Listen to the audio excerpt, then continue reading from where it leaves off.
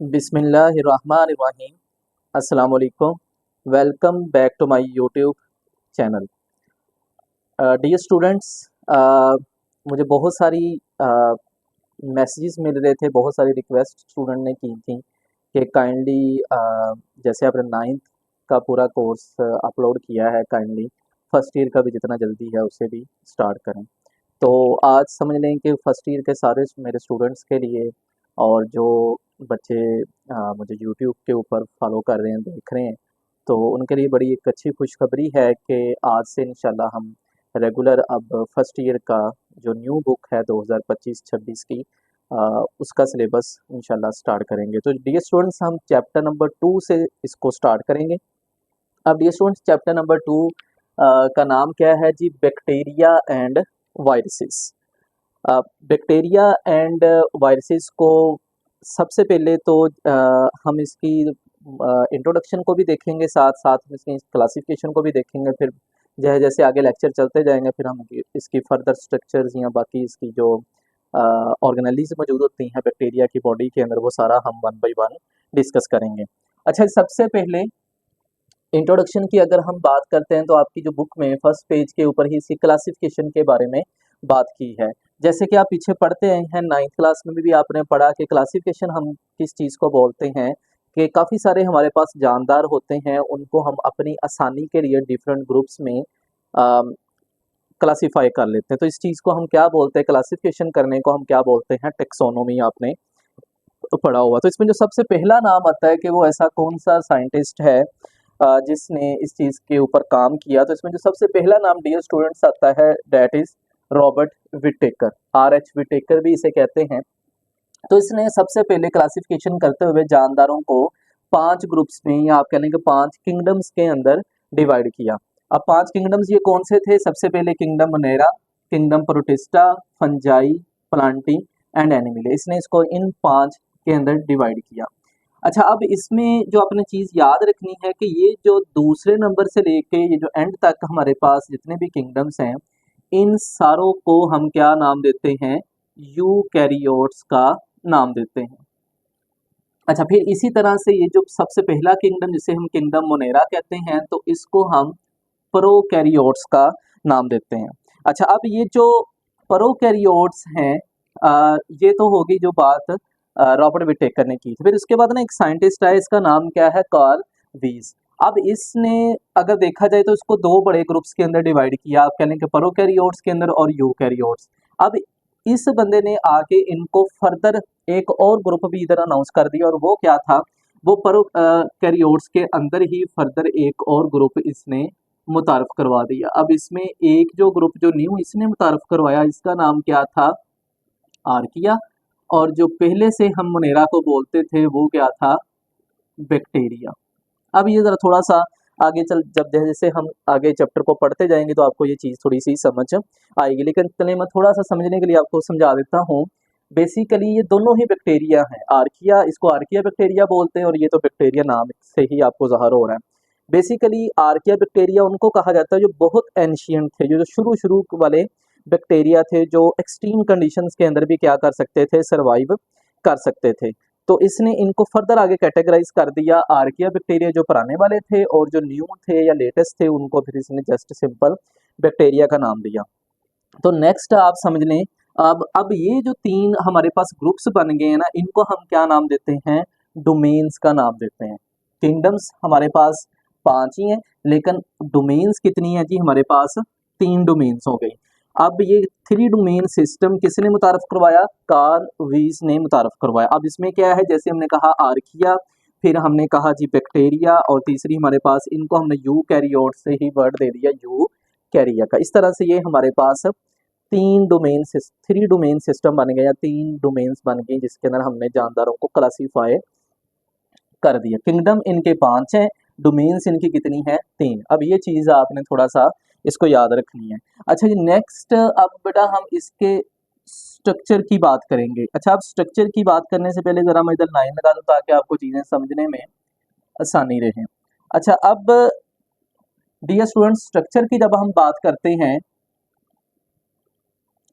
तो स्ट्रक्चर की बात करने से पहले थोड़ा सा हम ये जो बैक्टीरिया है जी हमारे पास, इसकी जरा इसको डिफाइन कर लेते हैं कि ये बैक्टीरिया होता क्या है। बैक्टीरिया को देखने आपको आम नज़र नहीं आएंगे, इसकी मैं एग्जांपल बच्चों को इस तरह से देता हूँ कि आपने वो अक्सर डेटोल या लाइफ बॉय की वो एड्स देखी होंगी टीवी के ऊपर।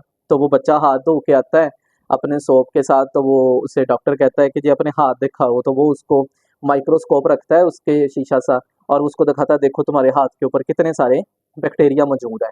तो वो बच्चा परेशान हो जाता है और वो कहता है मैं तो अभी हाथ धो के आया हूँ, तो आप ये कैसे आ गए हैं। तो वो कहता है जी आप ये वाला जो है ना हमारा सोप इस्तेमाल करें, लाइफ बॉय या सेफ गार्ड या जो भी, तो आपका जी फिर बैक्टीरिया नहीं आएंगे। अब ये बड़ी बात मैंने इसलिए आपको सुनाई है कि बैक्टीरिया जो है वो हमें आम आंख से नज़र नहीं आते, उनको देखने के लिए हमें किस चीज़ की ज़रूरत पड़ती है, माइक्रोस्कोप। इसलिए हम कहते हैं बैक्टीरिया आर द माइक्रोस्कोपिक। फिर बड़े ही सिंपल से ये ऑर्गेनिजम्स होते हैं, यूनिसेलर होते हैं, मतलब एक सेल से बने होते हैं। और अभी हमने इधर पढ़ा कि बैक्टीरिया क्या होते हैं, प्रोकैरियोट्स होते हैं, तो प्रोकैरियोटिक लिविंग ऑर्गेनिजम्स होते हैं। तो ये डियर स्टूडेंट्स हमारे पास सारी की सारी क्या बन गई है, बैक्टीरिया की डेफिनेशन। तो bacteria are the microscopic simple and unicellular prokaryotic living organism that's called bacteria. ये हमारे पास बैक्टीरिया की डेफिनेशन। अच्छा जी, नेक्स्ट अब पॉइंट जो है जी हमारे पास है वो स्ट्रक्चर। अब बैक्टीरिया की जो बॉडी है वो कौन कौन से स्ट्रक्चर से मिलकर बनी हुई है, तो वन बाय वन हम डिस्कस करेंगे। जो सबसे पहला स्ट्रक्चर जिसको हमने आज डिस्कस करना है दैट्स कॉल्ड सेल वॉल। अब बैक्टीरिया की जो सेल वॉल है वो किस चीज़ से मिलकर बनी हुई है, इस चीज़ को देखने के लिए हमने बैक्टीरिया की सेल वॉल ली और उसको एक मशीन के अंदर डाल दिया जिसको हम पॉलीमरेज चेन रिएक्शन का नाम देते हैं और शॉर्ट फॉर्म में इसको हम पीसीआर का नाम देते हैं। जब इसके अंदर डाला तो ये सेल वॉल जिन जिन जिन चीज़ों से मिलकर बनी हुई थी उसने उन सारे कंपोनेंट्स को अलग-अलग कर दिया। जब इसको पीसीआर में डाला गया तो हमें पता चला कि इसके अंदर एक शुगर होते हैं जिसको ग्लाइकेन का नाम दिया जाता है, उससे ये मिलकर बनी होती हैं। फिर इसके अंदर प्रोटीन्स होती हैं जिसको जो कि क्रॉस लिंक्ड होते हैं। अभी मैं समझाता हूँ कि ये क्रॉस लिंक क्यों कहा गया है। फिर तीसरी चीज़ इसमें क्या होती है जी, लिपिड्स होते हैं। और इसके साथ साथ ये जो सेल वॉल है इसका जो स्ट्रक्चर है ये सेल मेम्ब्रेन की निस्बत ज़रा हार्ड या रिजिड किस्म का स्ट्रक्चर होता है। अब ये यहाँ पर आपके ये डायग्राम मैंने इधर बनाई हुई है, आपकी बुक के अंदर भी बनी हुई है। अच्छा डियर स्टूडेंट्स, ये जो आपको रेड रेड कलर से दायरे से सर्कल से नज़र आ रहे हैं, दीज आर द ग्लाइकेन। मैं इधर भी आपको मेंशन कर देता हूँ कि ये वाले जो स्ट्रक्चर आपको नज़र आ रहे हैं जितने भी हैं ये सारे क्या हैं, ये शुगर हैं बेसिकली, और इनको हमने क्या नाम दिया है, ग्लाइकेन का नाम दिया है। ठीक है। अच्छा फिर अब ये रेड वाले जितने भी हो गए ये हमारे पास क्या आ गए जी, ग्लाइकेन शुगर आ गई, या इसको आप कार्बोहाइड्रेट्स भी कह सकते हैं, पॉलीसेकेराइड्स भी कह सकते हैं, जैसे आपको इसको याद रखने में आसानी रहे। फिर आपको ये ब्लैक ब्लैक कलर सी लाइनें सी नज़र आ रही होंगी जो इसके अंदर बनी हुई हैं। डियर स्टूडेंट्स, इन ब्लैक कलर की जो लाइन्स हैं ये एक दूसरे को देखें। मैं इधर से आपको समझाता हूँ। ये देखें लाइन ऐसे क्रॉस कर रही है और ये इसको ऐसे क्रॉस कर रही है, फिर ये इसको ऐसे, और ये हर एक एक दूसरे को क्रॉस कर रही है। तो इस वजह से हम इन्हें क्या बोलते हैं, क्रॉस लिंक्ड प्रोटीन्स का नाम देते हैं। अच्छा अब तीसरा स्ट्रक्चर जो है, ये जो मैंने ग्रीन ग्रीन कलर से स्ट्रक्चर बनाए हैं ये भी इस तरह से, ये जी डियर स्टूडेंट्स हमारे पास क्या है, लिपिड्स हैं। ठीक है जी, इनको आपने अब याद रख लेना। अब ये तीनों चीज़ें हमारे पास क्लियर हो गई हैं। जो रेड कलर से हैं ये ग्लाइकेन शुगर हैं, ब्लैक कलर की ये जो क्रॉस लिंक हैं ये प्रोटीन्स हैं, और ये जो हमारे पास ग्रीन कलर के मैंने इधर बनाए हैं दीज आर द लिपिड्स। तो इन तीन स्ट्रक्चर से मिलकर आपकी क्या बनी होती है, सेल वॉल बनी होती है। अच्छा फर्दर अब इससे आगे हम मूव करते हैं। फिर एक साइंटिस्ट हैं, उनका नाम है जी सर हैंस क्रिश्चियन ग्रैम, ये इनका पूरा नाम है।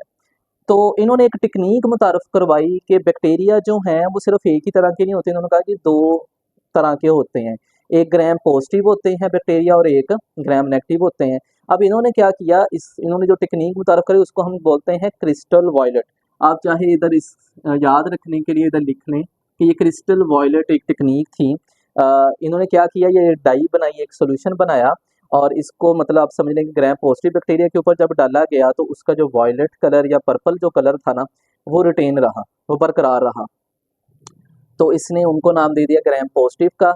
और जब ग्राम नेगेटिव बैक्टीरिया के ऊपर इस क्रिस्टल वॉयलेट इंडिगो उसको डाला गया ना सोल्यूशन को, तो डाई को डाला गया तो उसका कलर जो था वो उड़ गया और उसका जो बैक्टीरिया का ओरिजिनल कलर था वो नजर आना शुरू हो गया, मतलब डाई का जो कलर था वो रिटेन नहीं रहा। इसके अंदर क्या होता है, डाई रिटेन रहती है, वॉयलेट डाई जो है, जबकि इसके ग्राम नेगेटिव के अंदर वॉयलेट डाई जो है वो रिटेन नहीं रहती, मतलब इसका ओरिजिनल कलर शो होना शुरू हो जाता है। तो इसने ये इधर से इसको आप कह लेंगे डिफरेंस किया कि जिनके ऊपर डाई नज़र आए या पर्पल कलर शो करें वो पॉजिटिव हैं, जो कोई कलर ना दें, जो अपने ओरिजिनल कलर में आ जाए, दैट्स कॉल्ड ग्राम नेगेटिव। ये जब आगे चल के आप बड़ी क्लासेस में जाएंगे, यूनिवर्सिटीज़ लेवल पे जाएंगे, वहाँ पर जाके आप इसको एक्सपेरिमेंट भी कर सकते हैं। अच्छा, फर्दर अगर हम इसकी सेल वाल, अब इसने थोड़ा सा मज़ीद इसको बताया कि इसकी सेल वाल बनी तो इन्हीं चीज़ों से होती है जो हमने बात की है। फर्दर इसमें क्या प्रॉपर्टीज़ हैं या क्या करैक्टरिस्टिक्स आप कह लें, बड़ा अहम ये शॉर्ट क्वेश्चन है, इसको आपने याद रखना है कि डिफरेंस आ जाता होता है ग्राम पॉजिटिव और ग्राम नेगेटिव बैक्टीरिया में डिफरेंस। अच्छा, अब ये जो आपको सबसे ऊपर नज़र आ रही है डेट्स कॉल्ड, इसको हम पेप्टिडोग्लाइकन का नाम देते हैं। अच्छा, अब एक चीज़ इधर रह गई याद आपको बताने वाली, वो ये कि ये जो सारे का सारा हमारा स्ट्रक्चर है ना, ये सारे का सारा, ये सारे का सारा जिसमें ग्लाइकिन भी आ जाता है, प्रोटीन भी, लिपिड्स भी, इस सारे को हम क्या नाम देते हैं, पेप्टिडोग्लाइकिन का नाम देते हैं। अब इसका एक नाम और भी है जो एमडी कैट में और इधर जो मुख्तलिफ किस्म के हमारे एंटी टेस्ट होते हैं वहाँ पर ये पूछा जा सकता है, इसको म्यूरिन भी हम कहते हैं, ये आपने याद रखना है। अब इसका मतलब क्या हुआ, सेल वाल का दूसरा नाम क्या है, पेप्टिडोग्लाइकन भी है और म्यूरिन, किसकी, बैक्टीरिया की। अच्छा, अब ये सबसे पहले डियर स्टूडेंट्स हमारे पास क्या आ गई, पेप्टिडोग्लाइकन मतलब सेल वाल आ गई, ठीक है जी।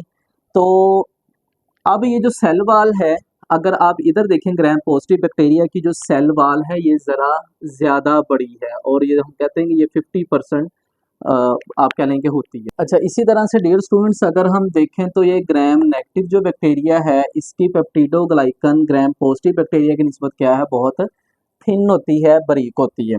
और अगर हम इसका लिखें, जैसे हमने इधर लिखा कि ये 50% थिक होती है, और इधर इसकी अगर मोटाई की बात करें तो ये 10% एज कम्पेयर टू इसके होती है, या इसकी थिकनेस बहुत कम होती है। अच्छा, फिर ये हमारे पास पेप्टिडोग्लाइकन आ गई, और आपको भी ये पता होना चाहिए कि सेल वाल पेप्टिडोग्लाइकन के बाद जो अंदर वाली साइड के ऊपर मेम्ब्रेन होती है उसको हम क्या नाम देते हैं, सेल मेम्ब्रेन। तो ये इसकी सेल मेम्ब्रेन है ग्राम पॉजिटिव की, और ये हमारे पास क्या है, ग्राम नेगेटिव बैक्टीरिया की सेल मेम्ब्रेन है। अब यहाँ पर जो आपने एक चीज़ समझनी है वो ये कि सेल वाल या पेप्टिडोग्लाइकन और सेल मेम्ब्रेन के दरमियान में ये जो फासला है, ये जो डिस्टेंस है, ये जो स्पेस है, इसको हम क्या नाम देते हैं, पेरीप्लाज्मिक स्पेस का नाम देंगे।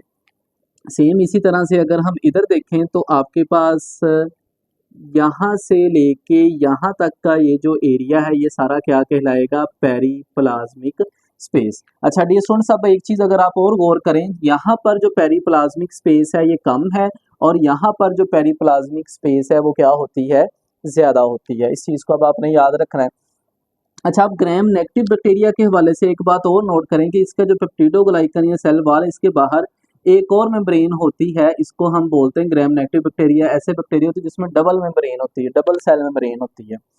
तो अब ये जो बाहर वाली इसके बनी होती है मेम्ब्रेन, अब ये कौन कौन सी चीज़ों पर मुश्तमिल होती है, एक तो इसके पास ये खास तरह की प्रोटीन्स होती हैं जिनको हम नाम देते हैं पोरिन्स का। फिर इसी तरह से ये जो मेम्ब्रेन है इसके ऊपर इस तरह से करके ये कार्बोहाइड्रेट्स मौजूद होते हैं। अच्छा, अब ये जो कार्बोहाइड्रेट जिसको हम पॉलीसेकेराइड्स का नाम भी देते हैं, पॉलीसेकेराइड जब लिपिड्स के साथ लगते हैं तो क्योंकि ये जो मेम्ब्रेन है ये किस चीज़ की बनी होती है, लिपिड्स की बनी होती हैं, तो इसके साथ मिलेंगे तो ये आपके पास क्या बन जाएगा, लिपो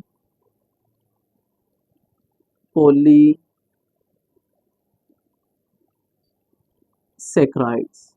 तो ये लिपोपॉलीसेकेराइड्स हो गए। फिर इसके अंदर ये प्रोटीन भी मौजूद होती है, प्रोटीन्स भी लिपिड्स के साथ टच हो रही, तो इस वजह से इसको फिर हम क्या नाम देंगे, लिपोप्रोटीन का नाम देंगे। ये मैंने इधर शॉर्ट फॉर्म में इसको लिख दिया है। अच्छा, अब इसके बाद जो नेक्स्ट हमारे पास इसको एक तरह से समझने के लिए ये मैंने इधर इनकी डायग्राम्स भी बना दी है। ये ग्राम पॉजिटिव समझने बैक्टीरिया की है, और ये किसकी है, ग्राम नेगेटिव बैक्टीरिया की है। अच्छा, अब ग्राम पॉजिटिव की हम बात करते तो इसमें ये सबसे अंदर ये जो रेड कलर से है ये सेल मेम्ब्रेन है, और इसकी बाहर वाली साइड के ऊपर जो आपको एक नज़र आ रही है कवरिंग, ये क्या है, पेप्टिडोग्लाइकन है जिसे हम सेल वॉल का नाम देते हैं। इसी तरह से अगर ग्राम नेगेटिव की बात करें तो इसके अंदर भी ये सेल मेम्ब्रेन, ये बाहर पेप्टिडोग्लाइकन, और इसके बाहर एक और ये हमारे पास झिल्ली आ जाएगी या मेम्ब्रेन आ जाएगी ये वाली, ठीक है। तो ये इस तरह से करके हमारे पास कुछ स्ट्रक्चर होता है। अच्छा, अब कुछ डिफरेंस है इन दोनों में, इनको आपने याद रखना है, अहम शॉर्ट क्वेश्चन में पूछे जा सकते हैं। सबसे पहला डिफरेंस क्या आ गया, ग्राम पॉजिटिव बैक्टीरिया के अंदर जो पेप्टिडोग्लाइकन है ये 50% ज़्यादा थिक होती है, जबकि इधर अगर हम बात करें तो ये क्या होती है, थिन, और ये कम होती है as compare to gram positive, और ये कितनी होती है 10% इसकी थिकनेस होती है। अच्छा, फिर अगर फर्दर हम लिपिड्स की बात करें तो ग्राम पॉजिटिव के अंदर जो लिपिड्स की तादाद है वो कम है, और कितनी है 1 to 4% होती है, जबकि ग्राम नेगेटिव बैक्टीरिया में लिपिड्स की जो तादाद है वो क्या है, ज़्यादा है, 8 to 11% होती है। अब ये ज़्यादा क्यों है, ज़्यादा इस वजह से है कि एक सेल मेम्ब्रेन आपके पास ये है और दूसरी सेल मेम्ब्रेन ये है, और आपको ये पता होना चाहिए डियर स्टूडेंट्स कि जितनी भी सेल मेम्ब्रेन्स हैं वो किससे मिलकर बनी होती हैं, मोस्टली लिपिड से और प्रोटीन से मिलकर ही बनी होती हैं, ज़्यादा मिकदार उसमें लिपिड्स की मौजूद होती है। इस वजह से क्योंकि इधर दो आपके पास मेम्ब्रेन आ जाती हैं तो इधर जो हमारे पास लिपिड्स की क्वांटिटी है, मिकदार जो है वो ज़्यादा हो जाएगी। अब यहाँ से ही आपने एक बात और भी याद रखनी, क्योंकि इधर दो मेम्ब्रेन्स हैं, जब आप डियर स्टूडेंट्स कोई एंटीबायोटिक्स खाते हैं ना तो हमारी बॉडी के अंदर जितने भी बैक्टीरिया होते हैं वो जाके एंटीबायोटिक्स उनके ऊपर अटैक करते हैं, उनको किल करते हैं।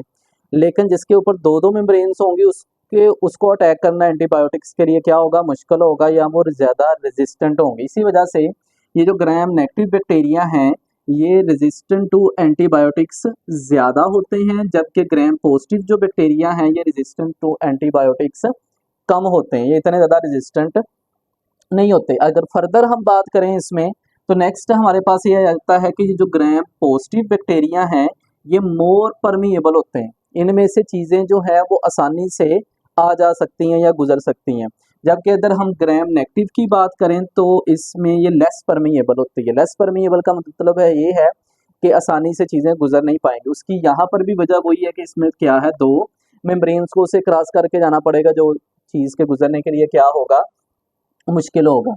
अच्छा, फिर फर्दर हम अगर इसकी बात करते हैं पेरिप्लाज्मिक स्पेस, वो हम ऑलरेडी बात कर चुके हैं कि इधर पेरिप्लाज्मिक स्पेस कम है, जबकि इधर जो है हमारे पास पेरिप्लाज्मिक स्पेस क्या होगी, ज़्यादा। अब डियर स्टूडेंट्स इसमें एक है कि कैप्सूल, अब कैप्सूल क्या होता है, ये हमारे पास क्या है, बैक्टीरिया का स्ट्रक्चर है। अब बैक्टीरिया की बॉडी के ऊपर ना एक स्टिकी सा आप कह लें कि सोल्यूशन सा मौजूद होता है, जेलाटीन का जो बना होता है। ये कैसा होता है ये कैप्सूल, ये एक तो स्टिकी नेचर होता है और दूसरा ये जेलेटिनियस नेचर होता है, चिपकने वाला, जो कि बैक्टीरिया को किसी चीज़ के साथ चिपकने में हेल्प करता है या किसी दूसरे बैक्टीरिया के साथ अटैच होने में हेल्प करेगा। तो ये था डियर स्टूडेंट्स आज का हमारा टॉपिक। उम्मीद है आपको टॉपिक की समझ आई होगी। मिलते हैं नेक्स्ट लेक्चर में, तब तक के लिए stay connected. Thank you and अल्लाह हाफिज़।